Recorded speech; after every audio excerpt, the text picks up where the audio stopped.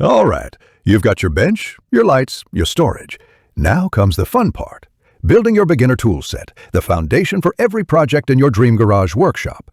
This isn't about buying everything at once. It's a tool buying guide for real people who want to start smart. No fluff, no 200-piece kits that never leave the box. Just essential tools for beginners that actually get used.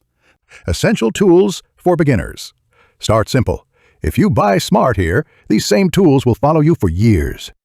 Screwdrivers. Grab a couple of flatheads and Phillips in common sizes. If your wrists complain, try a ratcheting driver. Wrenches and sockets. Get a small set of combination wrenches and a 3/8-inch socket set. That's the backbone of every garage.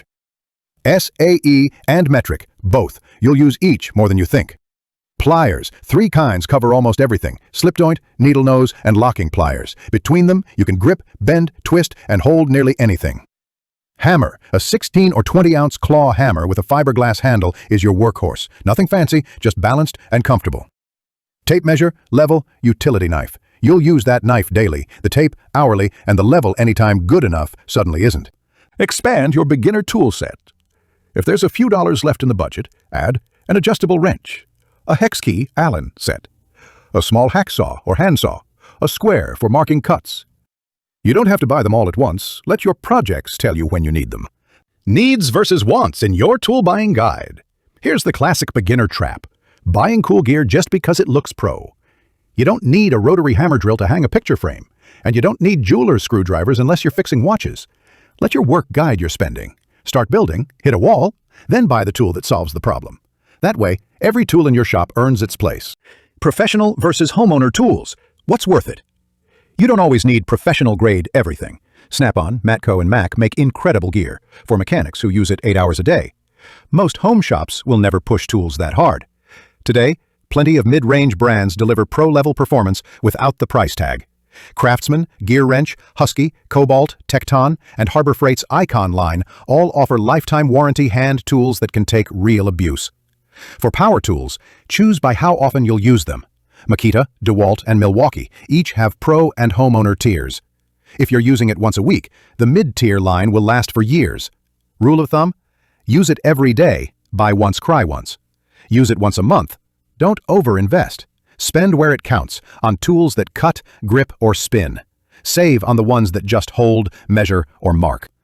The tools already exist. Reuse culture and tool inheritance. Every single day, between 7 and 10,000 boomers pass away. That generation grew up fixing things: cars, homes, barns, machinery. Their garages are full of tools that outlived their owners. Those tools don't need to be melted down or thrown away. They just need new hands. You don't have to start from scratch. There are more quality tools in circulation right now than at any point in history. Flea markets, pawn shops, estate sales, Facebook Marketplace, they're overflowing with solid, lifetime warranty gear waiting for another project.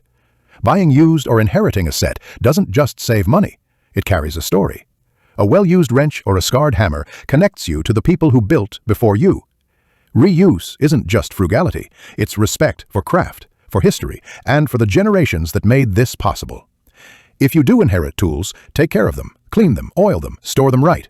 Tools deserve the same respect you give your workbench. Organizing your beginner tool set. Whatever you collect, keep it organized. Even a small toolbox or bin system saves time.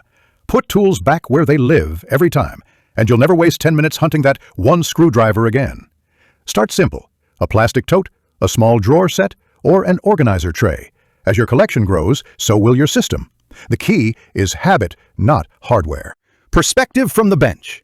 Building a dream garage workshop doesn't mean spending a fortune. It means understanding what you're trying to do, buying tools that match the mission, and growing over time.